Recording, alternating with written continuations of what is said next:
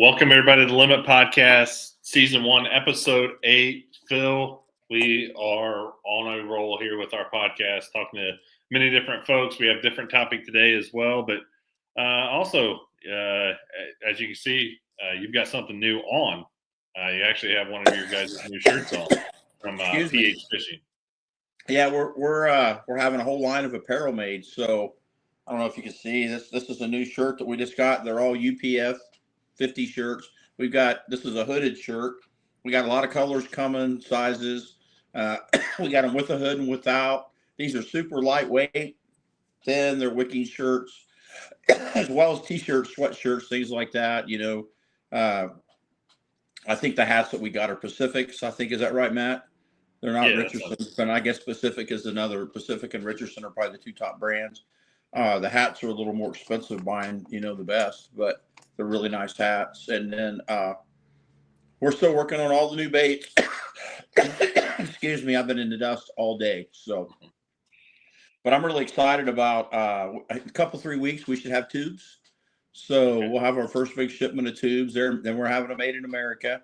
We're going to do a lot of stuff in-house. I guess got a lot of things coming. I know I've been saying that every week, but it takes a lot of time. I mean, you're looking at maybe a few months to get all this rolling. So, especially the fishing rods. I'm really excited about the fishing rods because I can finally have rods exactly how I like them and how other guys on the staff likes them. We'll refine them and add models as we go on. So, and hey, don't forget Solar Bat. Solar Bat, I think, has the 30% off sale going on right now. So they're great glasses. The moss green lenses, I think, are about the best I ever wore for sight fishing. So make sure you get on solarbat.com and check them out. Yeah, that sight fishing here in the state anyways is really, it's coming upon us quickly here. So also PH Custom Lures, I mean, you guys have been just crazy busy from what I've heard. Yeah, I don't know what happened for sure. Maybe some of the people watching knows. I don't know if somebody wrote some stuff about our stuff, which I'm lucky we get that a lot. But I know for the last 3 weeks, we got overwhelmed, for the first time. And always before, we were always overwhelmed and had a lot more employees. But for whatever reason, it's just really picked up. And I can't see the fuel prices aren't dropping. And I don't think interest rates are dropping. So I don't know what happened, but I actually had a guy called me yesterday and bought 40 thin spin prop baits from me. So, and I mean, we're getting multiple internets orders a day. So hopefully when we get the whole new deal going that we're going to have, my goal is for everybody out there. I know right now it takes a bunch of patience, but I'm hoping that by July, our goal is to be able to fill every order within a week. And I've never, in the 15 years I've done this, I've never been able to do that because we have so many SKUs, so many models and colors. But that's my goal is hopefully by July. And then that way next winter when we get slammed and everybody wanting flat baits for that window, and right now we're overwhelmed with prop bait sales or with wake bait sales. The Wake Up and the VW are selling better right now than they've ever sold. So it's a nice surprise, makes me happy, but it stresses me too because I know guys are wanting them for that wake bait season. It's a small window. Yeah. So, but that's our goal. Bear with us, and I think you'll see by late July we should be able to fill every internet order within a week. Yep. So just keep the orders coming, but just be a little bit patient right now. Phil and his crew there, I know they're working hard. Phil and Josh, as always, working hard to make great quality baits, getting them out the door for you guys. So just be a little bit patient, but keep the orders coming. Yeah, well, they're handmade, and I don't want to cut corners to get them out quicker. Yep. I mean, bottom line is I'd rather produce less and have a quality bait. So, but I think that's about to get rectified. That's my goal. It'll make me sleep better at night. So. Yeah, for sure. So really excited about this episode. I get to bring a guy on that I've done many podcasts with, and a guy that has been ingrained in the kayak industry. And now, a few years ago, he jumped into a role within the fishing and hunting industry as well. So he has some responsibilities for multiple products, multiple lines. always ask advice from him for social media stuff and doing this podcast stuff like that. He's been a mentor of mine and helped me through things like this as well. And I'm really, really excited to bring Mr. Brian Schiller to the podcast. Hey, Brian, how's it going, man? How's it going, guys? Good. Good. How are things in Illinois? It's finally warming up a little bit, so we're heading in the right direction. But I'm heading a little north this weekend. Gonna hit St. Clair this weekend and see how that goes. So just excited to get back on the water. It's been a hot minute. Yeah. You guys are. I didn't ask you if we can talk about this, but I'm going to talk about it anyways. You guys are taking some proto baits up there, I hear, to give them a little bit of a shakedown. Yeah, we'll be doing some testing for sure. So yeah, we've been working on some soft plastics, but yeah, we'll be giving them a go this weekend. And I know we tested the first iteration up there for the first time last year too, so it'll be interesting to see the differences between the two, so to speak. So yep, give a little full circle for you. Yeah, people don't realize how much goes into coming out with a new bait, do they? I mean, no, they think you can just do it in a day, and it takes months, maybe a year or two. Yeah, I mean, the currently what we're working on, we've been working on for probably a little over a year, and then you get close to making it and something else comes out a little bit similar, so then you have to go back to the drawing board and because you don't want everything to be the same, right? So you try to change some things up, and several iterations before you kind of end up at the final product. But it is what it is, especially when it comes to baits. That gets a lot more difficult than an average product, I would say, so to speak, or an accessory for that matter. Yeah. So we're kind of on the topic. So Phil, how with some of the baits you've developed and some of the stuff you guys have worked on at PH, what's kind of the development cycle, or how much tinkering goes into it before you guys release a product? Man, I guess I'm really picky. I want every one of them to be spot on. And like with crankbaits, you got to worry. Well, some guys. He got a phone call. Oh no, he's back. He's muted. Yeah. We'll drop him out. So, Brian, how when you're protoing baits, like kind of what's your guys' development cycle? I mean, obviously it starts off with an idea, then we kind of put it into a 3D design, so to speak. Nowadays with technology, we typically print some kind of 3D prototype, look at it, make tweaks from there, come up with another version and just kind of fine tune it. And then you get to the actual, go out and use it phase. And every time on the water is different. So, what it does this outing compared to the next one, maybe a little bit different, or you notice certain subtleties or differences that you can make to that, and you bring it back and you start the cycle all over again. I know you and I have worked on a couple projects together, even on the bait side, and it's not a one and done thing. It's many iterations, like Phil was saying. It's you kind of want to be perfect with it. You don't want to come out with something that's just kind of it's we take a lot of pride in what we do, and what everything you put out there, your name is on it, right? So you don't want to do something half-assed, or release it and then go, oh well, we could have done this, that, or the other thing to make it better. I mean, those instances always pop up regardless. You try to think of everything, but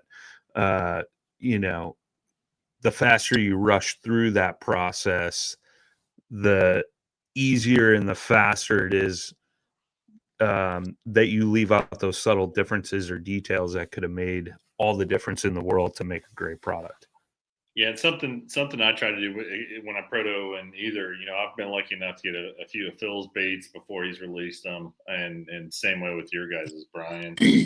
One thing that I always try to do is I try to fish it really hard for a few weeks, and then I completely put it away, and then I bring it back at a different time of the season to see what the differences are, how the fish react, how different situations kind of, what that bait does in those situations. Yeah, it's really hard for me, like what he was saying before. The stupid telemarketer called me and kicked me out. I don't know how to rectify that. But it's really, really hard to come up with something that doesn't look like something somebody else has. I mean, I see balsa baits that I made that I dreamed up. I mean, I literally dreamed about them at night when before my shop was on the property, and I would run out there and I would get a piece of balsa maybe and make one at 2 a.m. because I literally dreamed about a shape and I could still see it. It was fresh in my mind. And I see guys with stuff come out with stuff just like that sometimes, and it upsets me. But then I think that anybody designing a bait, it's really, really hard to do something that doesn't look like maybe something that you made or I made or someone else made. I mean, there's just so many baits out there. Yeah. I think that's the toughest part is to I mean, obviously we all know our differences, why we're different than product X, Y, or Z, but to translate that to the consumer market is the difficult thing, and it's the more you can make it look different, the better off you're going to be, I'm sure you've heard this a million times, Phil, but it's like, do you want to catch the fisherman or do you want to catch the fish? And ideally, Right. as businesses, we want both, right? Right. Whereas I think over the years, you've kind of seen, some companies just try to go after the fishermen instead of, putting out a quality product that actually catches fish, unfortunately. Well, some of the bigger companies, they just knock your stuff off. They don't even care. Yeah, I mean, there's right, a couple right. really, really big ones. I'm just going to say it.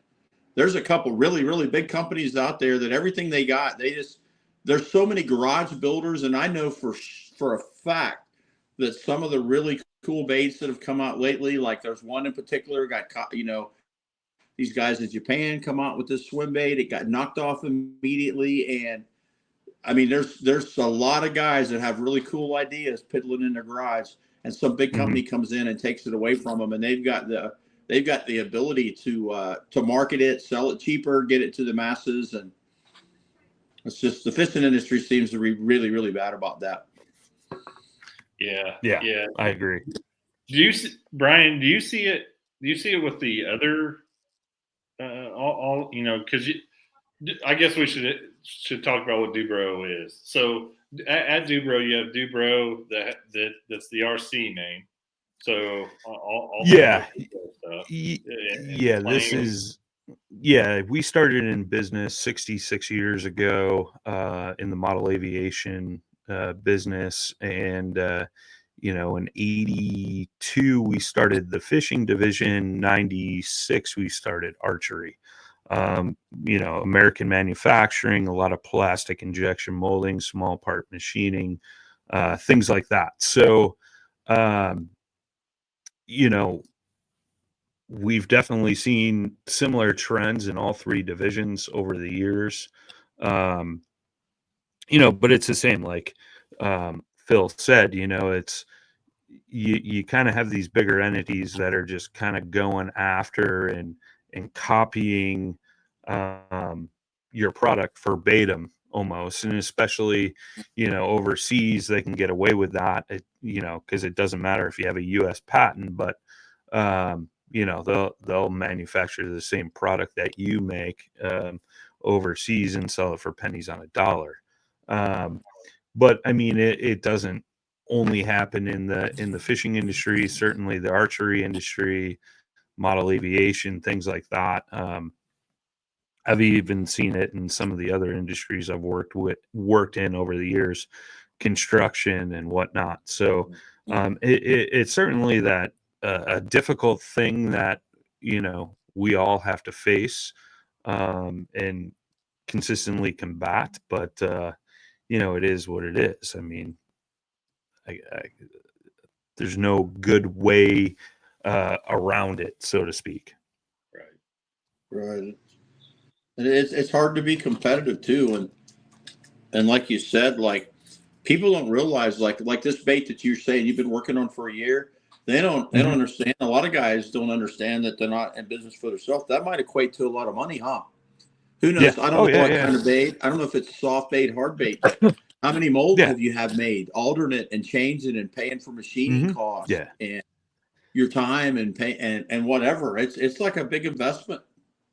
Yeah, I mean, it just the manpower alone, it's hundreds of hours spent, designing, redesigning, testing, things like that, and it makes it tough. We kind of dealt with that last year at ICAST. We had what we thought was a solid thing, and we were getting ready to come out with it first of the year, and unfortunately there was something just similar, and we didn't want to be similar. We wanted to be different. So it was back to the drawing board. So, those hundreds of hours that were already spent now have to be redone all over again, to come up with new ideas and things like that. So yeah, it's an interesting market out there for sure, and it continues to be more interesting every day. And yeah. One thing, Brian, that I think that you've always excelled at is the social media aspect of whatever you're doing. You go and you look at DuBro's RC stuff. You look at the Pine Ridge archery stuff. All of those things, you guys really seem to excel really strong in the social media aspect of it. So, and you've been part of social media since the beginning, whether it be from the paddle and fin days to, DuBro fishing, through the new canoe teams, through on and on. Kind of what trends or how is it different now than what it was even 5 years ago? Oh man, that's a loaded question. I mean, I think the biggest thing is over the past few years, especially, everybody and their brother is trying to use the social media to, how do I word this? Be an quote unquote influencer, professional, whatever you want to call it. And instead of promoting a product because they like it and they use it, they're doing it for a discount or a free product or paid promotion, whatever it is. And I'm not just talking fishing or outdoors industry. I'm talking all industries, Everything. I think that's the biggest problem and the biggest misconception, right? Is a lot of ill-informed folks are out there promoting things that may not be as good, or I'm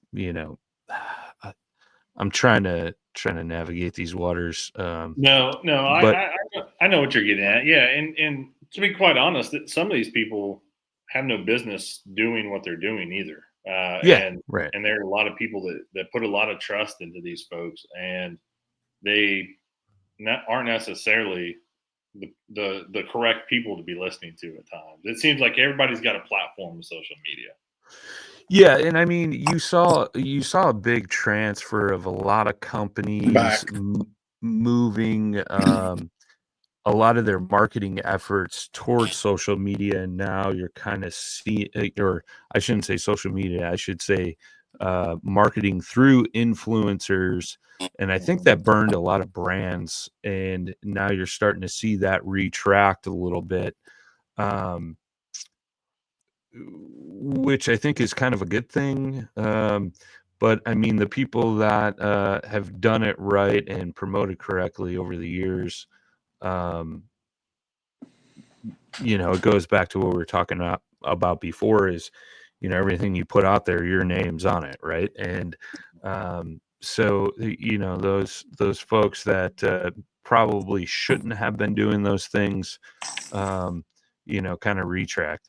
For us, we try to showcase our products in a real lifestyle environment, real world situations. It's not all sunshine and rainbows. We understand that. And, it's,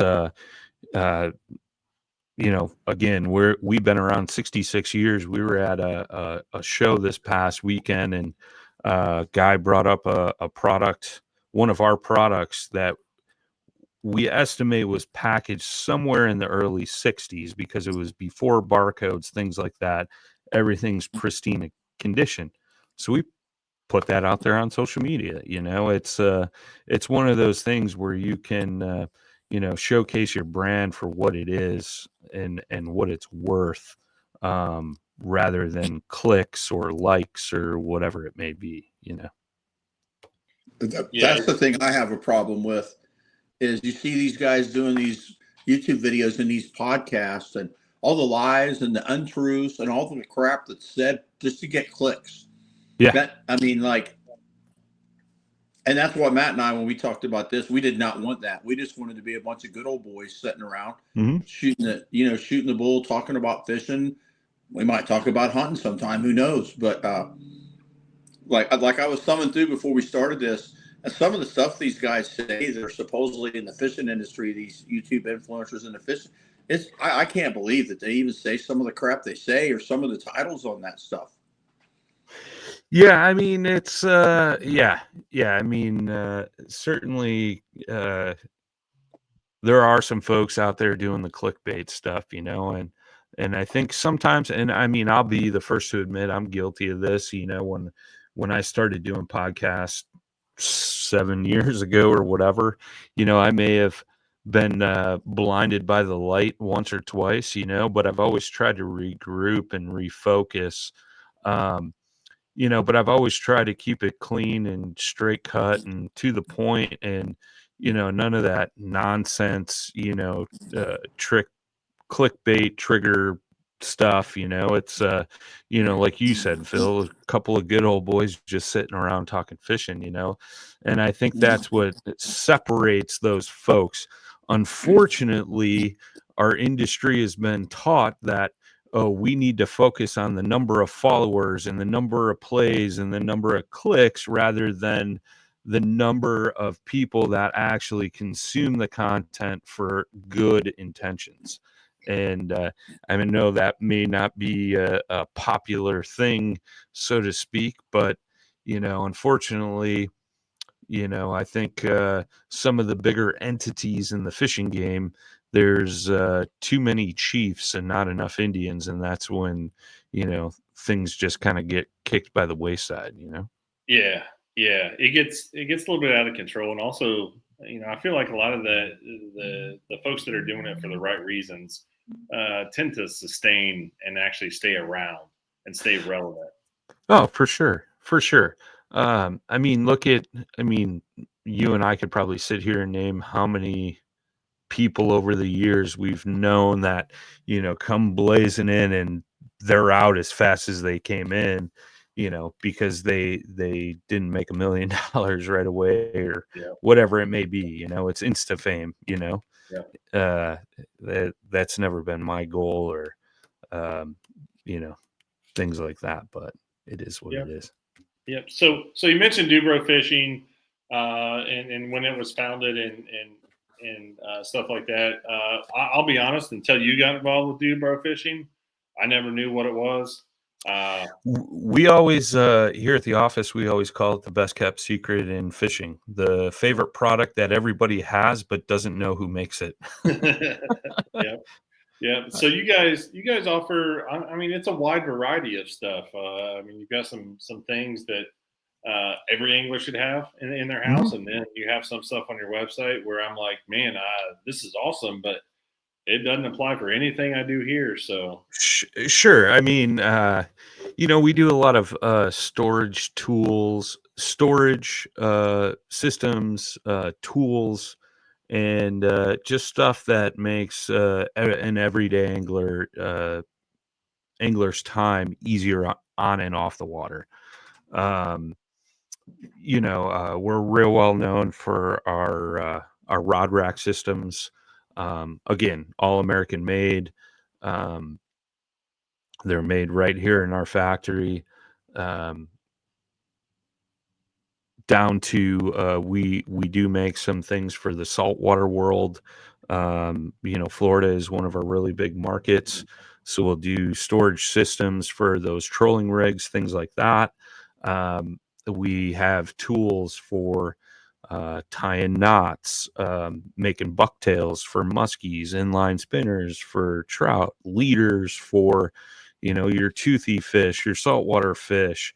Um, so many different things. We do make some kayak accessories, soft plastic baits, things like that.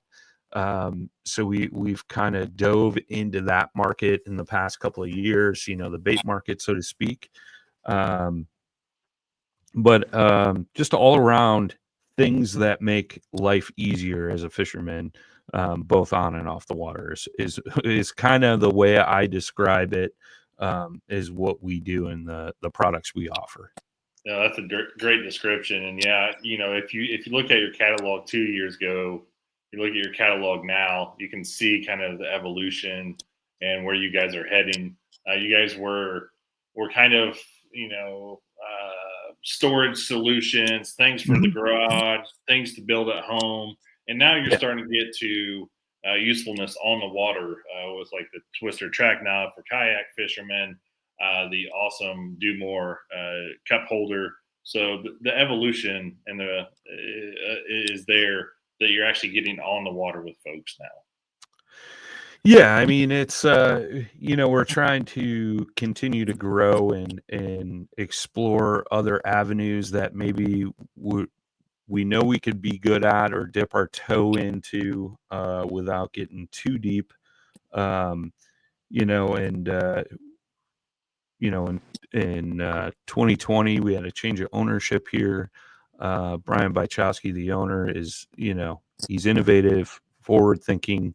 Um, you know, Wants to continue to grow all three of our divisions and just A little high strung at moments, but that's kind okay. of kind of trying to continue progress forward. Yep. um you can only be so content with what you have before you kind of get forgotten about, so to speak. And that is what kind of happened in our fishing division for a little bit there. And it's to nobody's fault. The hobby industry, we're like the Rolls Royce and model aviation, right? So we're never going to go away, so to speak. Everybody knows who we are. In archery, that kind of took off when we started doing color options for your kisser button, string and cable accessories, things like that. So you already had one brand here, and then all of a sudden archery came and surpassed fishing. Well, you don't want to neglect those brands that are just kind of, you know, Right. taking off like rocket ships. But at the same time, you got to still take care of little brother and continue to grow on him. So that's what we've kind of turned our focus to, is given um, more focus to ensuring all three brands are growing and continuing in the same trajectory, so to speak. Yeah, it's always interesting to me too when I'm talking about DuBro fishing or Pine Ridge archery, any of those things. When I'm talking to somebody, it's like, oh yeah, I use that, and Yeah. then you see that trigger of like, why aren't I ordering more things from them? Like, Right. Well, and it's so funny, right? Like, perfect example. This past weekend, we were at a hobby show, and I had several people come by the booth and was like, for the longest time, I didn't know you guys made fishing products, and I'm a fisherman too. And, now I'm yeah, buying your fishing stuff along with my, model airplane stuff. And the same goes as a lot of fishermen are hunters and a lot of hunters are fishermen. So, we get the same thing when we go to the archery shows and they're like, man, I didn't know you guys made fishing products. Or we have a lot of archery shops that do, sell fishing stuff as well. So now they're ordering both archery and fishing products from us all in one shot, versus subbing it out to some other companies. yeah, yeah. He that's really interesting. Yeah, I talk to people all the time, and it's like, yeah, I knew they did this, but they do this too. So, and it's interesting. You guys are down the road with it at DuBro, and Phil is starting off kind of his another adventure here in his expansion that he's been talking about. So Sure. it'll be interesting to see if hopefully folks put the correlation that PH Custom Lures and PH Fishing are the same, but same but different companies, I guess. Right. Yeah, I mean, that's the thing. DuBro and DuBro Fishing, obviously those names are very similar. And then they're like, oh, you own Pine Ridge Archery? Yeah, I still don't fully understand how that kind of subbed off, but I mean, it makes sense. It sounds more of an archery name than DuBro Archery, I guess. yeah, So, but yeah, I mean, it's all good stuff. Well, I wanted to keep the PH in the new venture because most guys that are serious bass fishermen, I think most people have heard of PH Custom Lures. So Yeah. I thought that why not feed off the PH name? I mean, everything that we're adding is still going to be quality stuff, no junk or no cheap stuff. So hopefully that was a No, good that's decision smart. and not starting a whole new name. I think it is. I mean, I think the only time you want to go down a whole different name is, if you're trying to keep those two entities separate, so to speak. But Yeah. why would you kind of go with a different name if you've already built up a reputation in the same industry, through Right. making good quality products? I think it's a great idea to stick with the PH for your Yeah. sake, for sure. Yeah. One thing that worried me is, I mean, you're not going to be able to hide it. Everything that we build now is American made, but we are going to Hmm. have some China made stuff, just to be competitive, like tungsten weights. If you want Yeah. tungsten weights, they come from China. That's how it is. So, Mhm. I lost a lot of sleep wondering if that would be a negativity toward PH Custom Lures having some stuff made, and maybe other countries besides China as well. But I don't think it will. I mean, I thought about it a lot, and It's interesting. It's because we deal with this on the hobby end of things. It's like you said, the tungsten. You can only get that made overseas just due to EPA regulations, things like that. right, Um, and we deal with the same thing with some of the products we need made. I mean, I'd say 98.5 to 99% of our products are all made right here. hmm There are a few SKUs where we have to have those things imported just due to not being able to get it in the States because of the exact same reason. So, I mean, uh, does it hinder you? I don't think so. I mean, we haven't seen a change, and just because those certain items we have to get somewhere else. But I mean, we try to focus on keeping as many things as possible either made in this building here or right down the street. right, right. I mean, could you imagine like having like if you had a quality fishing rod American made, and there are a few, but look at what they cost. I mean, you could Yeah. easily be looking at $400 to $600 for an American made fishing rod to get a lightweight, high quality components and American made labor building it. You're looking at a tremendous amount of money. And I wanted to do a rod that's in the $160 range, and everybody can, Hmm. or not, maybe not, and maybe everybody. I know everybody. I shouldn't have said that. Everybody can't afford a $160 rod, but most guys that Right. have a boat and fish a lot have some $160 rods. I mean, nowadays that might even be on the low end price wise, maybe, huh? Yeah. And, Yeah, and it's that lower mid range for sure. Hmm. and Yeah. that's just, I just don't think that's possible if I have it. I mean, to do it here, I Well, just I mean, as far as I know, I don't. So you can get American made rod, but what reel are you putting on it? I don't know any reel company. there aren't any. Yeah, made America anymore. So China or Korea, I think, or the JDM, the high dollar stuff, Hmm. And Yeah. I've had a couple guys say, well, heck, it ain't going to matter because almost all the rods are made in China anyhow. Hmm. Yeah. Yeah. I think the only real company that I could think of that's in the States is in the fly fishing realm, but nothing like Right. in the bass fishing market. I don't know if there's any. I think all the saltwater reels are made overseas as well. Hmm. But yeah, it's tough, man. It's one of those things, but I don't know. Hopefully someday down the road we can get those things, Get them brought straightened back out. here. Yeah. Right. Right. And we're going to do a limited availability American made rod, but Hmm. I've already got prices like on blanks. I mean, it's going to be right up there with the high end Kisslers and you know what I mean? It's like, Hmm. it's a lot of money. I mean, and I know there's a lot of guys out there will pay $500 for a nice rod and not even bat an eye. But I think when you do that, you eliminate a huge part of the customer base. 100%. I mean, I had a conversation with my local dealer up the road here, and they buy some of our products and sell them. And they were looking at bringing in.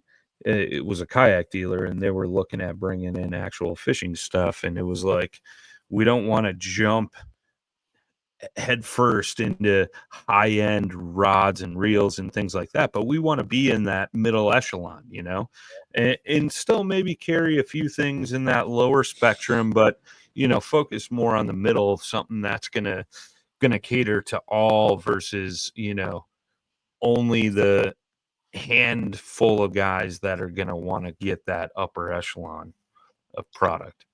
Mhm. Right. Same things happen in the hunting industry, and it's sad. All these Yeah. lease prices, and I've been guilty of leasing deer hunting property and stuff for 20 Hmm. years. Maybe one of the earlier guys in my area that did that, and now I'm thinking that was bad. It's really bad because I hunt a lot and I do a lot of hunts away from home. I've hunted different countries, and I think it's coming to be a rich man's game now. I mean, honestly, to do any Yeah. kind of guided hunts I mean, go shoot a moose in Alaska. You won't go up there and do a guided hunt for less than 25 to 30 grand. And I think it's sad Yeah. to think that I won't have the kind of the money to take my youngest daughter is like obsessed with hunting, and Hmm. I can't afford to take her to Alaska to shoot a moose right now. I mean, she would love it. No, It's and not not only good that, for the but industry. no, and Canada started putting restrictions on the amount of tags that they'll sell. Hmm. I mean, look at bow manufacturers. You got Hoyt and Hmm. Matthews. Their flagship bows start out at $1,800 bare. Or Raven crossbows. Starting over $2,000. It gets a little crazy, and then especially the hunting lease and I mean, that's the reason why public land hunting has become so popular recently, is because a lot of folks that used to lease land, started driving prices up. Nobody can afford it anymore, and it keeps getting worse and worse. But yeah, it's tough, man. And you would certainly hope not to see fishing get to that point. I don't think we're anything close to what that is compared to Right. hunting nowadays. But,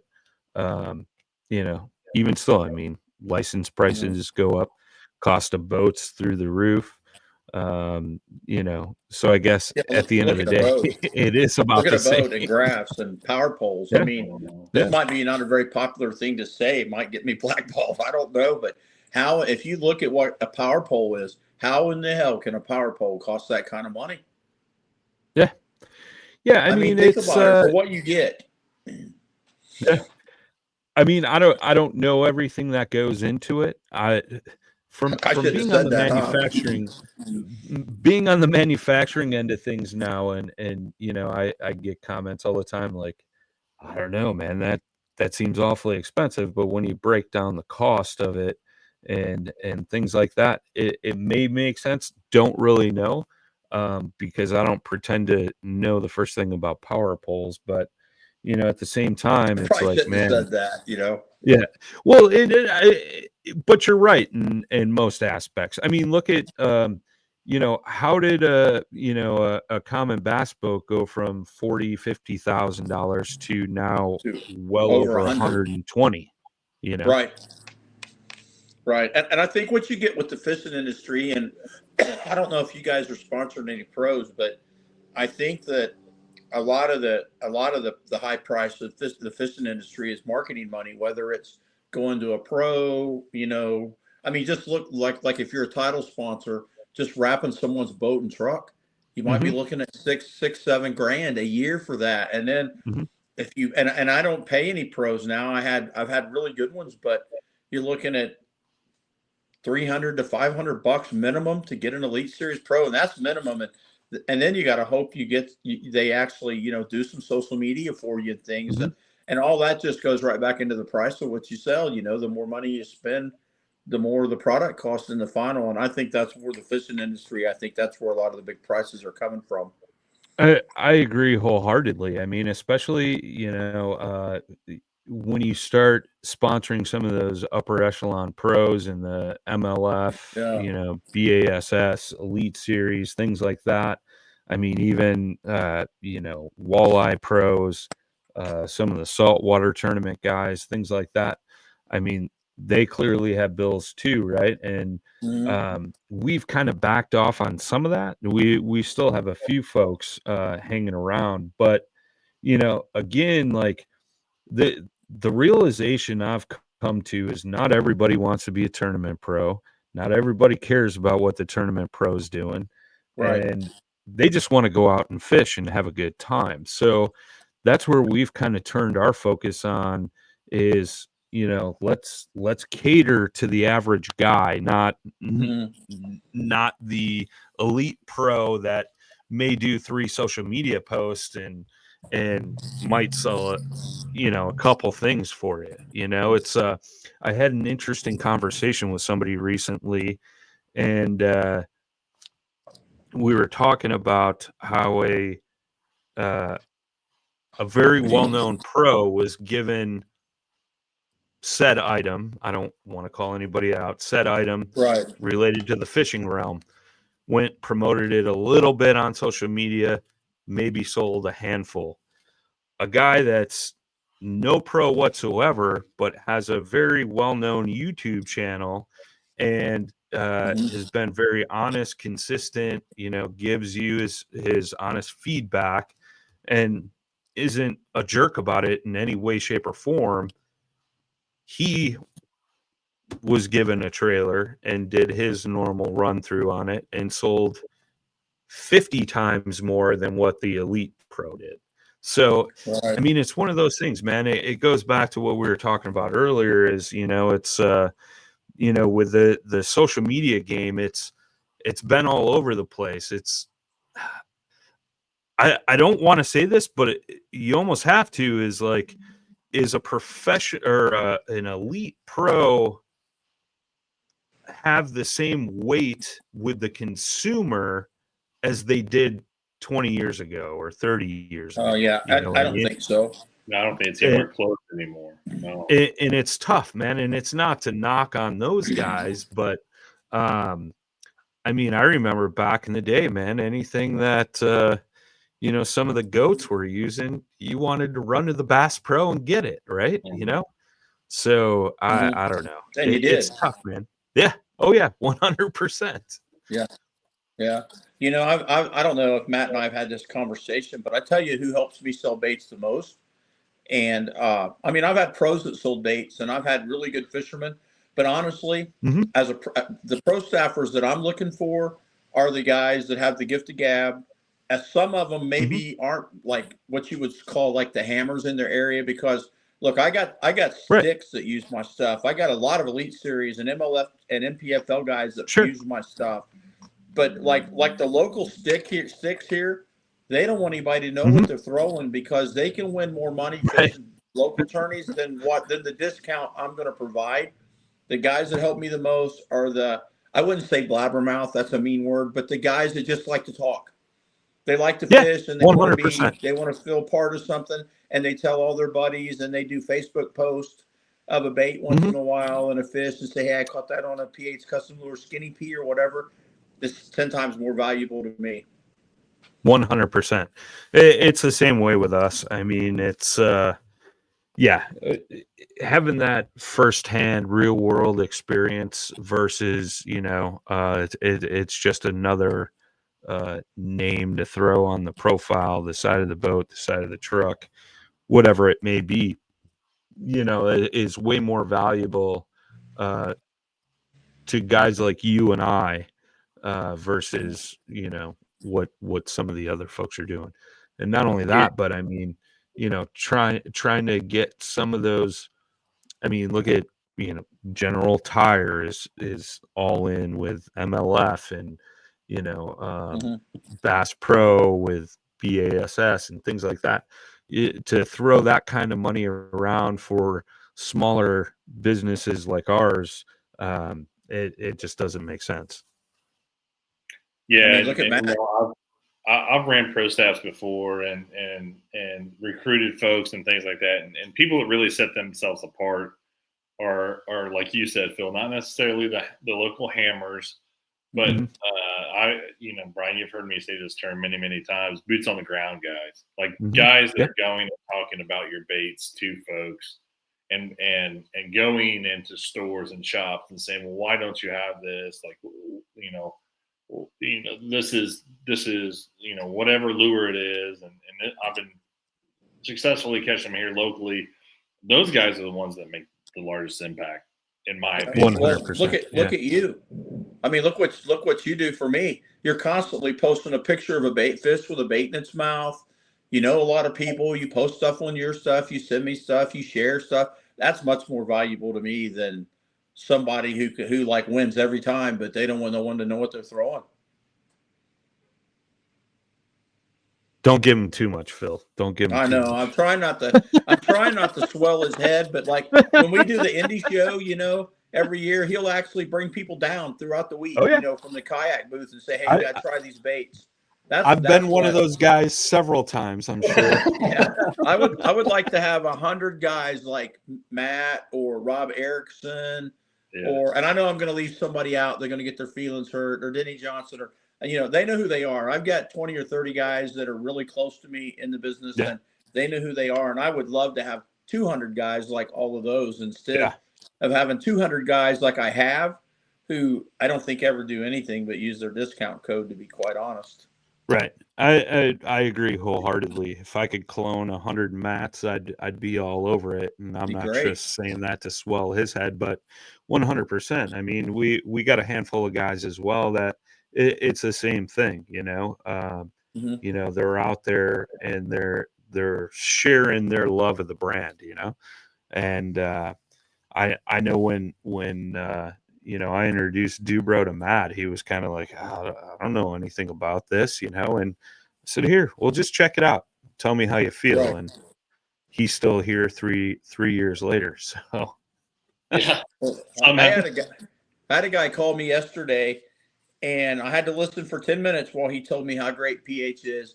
And when he got done, he bought 40 prop baits and paid me for them up front. And when I'm going to send him a couple new prop baits that he didn't order, that he hasn't saw. And I'm going to offer him a pro staff deal, because he was telling me that like he's splitting those with two of his buddies or whatever. And that's the kind of guy I need, because I could just tell by talking to this guy. He was from North Carolina, really friendly, had the gift of gab. And I thought, man, I bet you he would be a good pro staffer. Oh, for sure.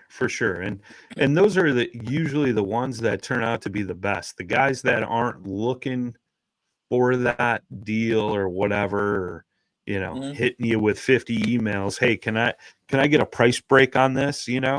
whereas you Right. just give it to them and set them up. I mean, they're clearly that customer was already a customer for life because he loves your product. Now he's going to love it even more just because you're going to help him and his buddies out a little bit, you know?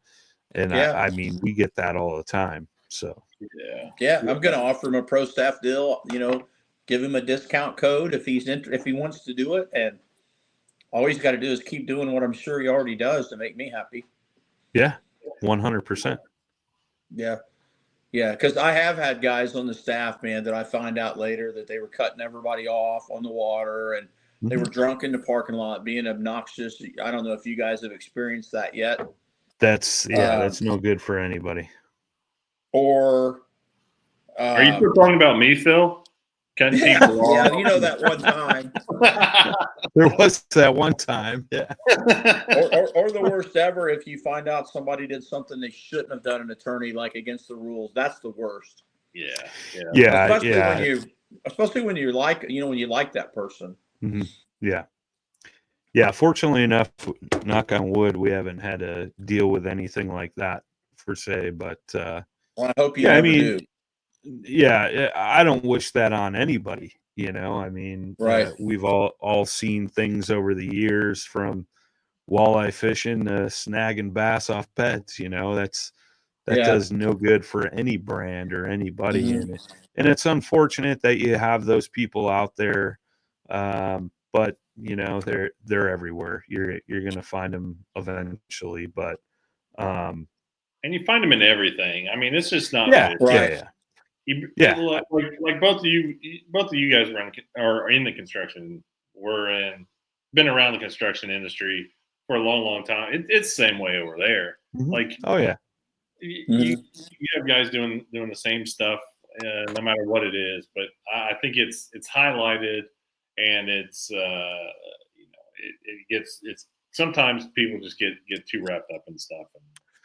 Yeah, I mean, sometimes it doesn't get highlighted because it's work or renovation work or whatever it is.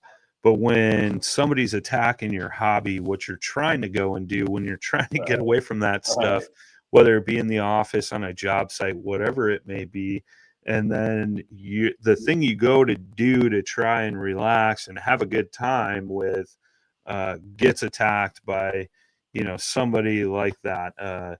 It obviously gets a lot of people worked up and frustrated, and rightfully so. I'm not saying that, you know, there's anything good about that, but it's unfortunate because we try to go do these things to get away from that nonsense, and unfortunately it just kind of comes back.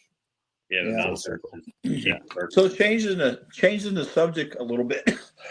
I know there's a lot of guys excuse me, like garage building, and a lot of guys are starting their own little tackle companies now in their garage or wherever. So say what you guys do over there. So say like a guy, like I'm starting me a little tackle bit company, and I just want to make some extra money on the side and grow it eventually. Can these people contact you and you guys actually build baits for them that they can put in their packaging? I mean, is that a service you offer, or? Yeah, I mean, we offer it for small folks all the way up to bigger companies. You know, especially right now with the tariff issues going on, our phone's kind of been ringing nonstop because some folks want to remove their manufacturing from overseas and bring it back here to the States because, you know, of X, Y, and Z. Not to get political or anything, but and that's something that we've done in all three of our divisions. You know, we'll manufacture a part for a model airplane builder, or they offer a full kit, but they need all the hardware to go in it. Well, I make all that, so they buy it from me and put it in their package, and it's even a calling card for them. In the archery realm, same thing. You know, I do some private labeling and some molding for some other companies, you know, inside the archery universe, and as well as the fishing. You know, for the longest time, one of our release clips for planer boards was on the Yellowbird planing board. So I mean, it's we do all kinds of facets, and that's a thing too, is we do manufacturing to packaging to distributing, all the way along the line, from start to finish. So That's awesome. That's awesome. Well, Brian, I really appreciate your time, man. It's always great being on podcast with you and just chit chatting a little bit. So, folks, go to dubrofishing.com. Go check out what they have there. Is it pineridgearchery.com as well? yeah, pineridgearchery.com, any of your local archery pro shops. We make a lot of that. I call it the terminal tackle that goes on your bow, right? Peep sights, kisser buttons, things like that, string dampeners, all the way up to bow stands, things like that. You can get them direct on the website, local pro shop. If you're in the model aviation realm, any hobby shop or hobby site or DuBro.com, we got it on there. But the fishing site is DuBroFishing.com. So Yep. Awesome. Well, thank you, Brian, again for being on the show, man. yeah, man. Always great to talk shop and talk business and share ideas with other people in the industry, man. Yeah. I'm excited to see the new tweaks. I know I've been proto in some of the other stuff, and just making those tiny tweaks. I know the baits that I've been working on, we made some little adjustments that have made a huge difference. So yeah, for sure. Really looking forward. And actually, when you guys release those, we'd love to have you back on the podcast and talk through them and show them all. So yeah, absolutely, man. Absolutely. Yeah. When the time comes, we'll definitely have to reschedule again. And I know you and I will be doing some testing here in the next month and a half, 2 months up in New York. So it'll be interesting to see how the old small jaws reacts to them. Yeah, for sure. Yeah. Especially the ones that you and I have been working on together. Yep. That little dude should be awesome. So the juice. That's it, man. Hey, appreciate it as always, Brian. Yeah, hey, same here, man. If you have somebody in your neighborhood, if you know someone, get them in the outdoors, get them out there fishing, hunting, whatever it is, and we'll see you next time on the Limit Podcast.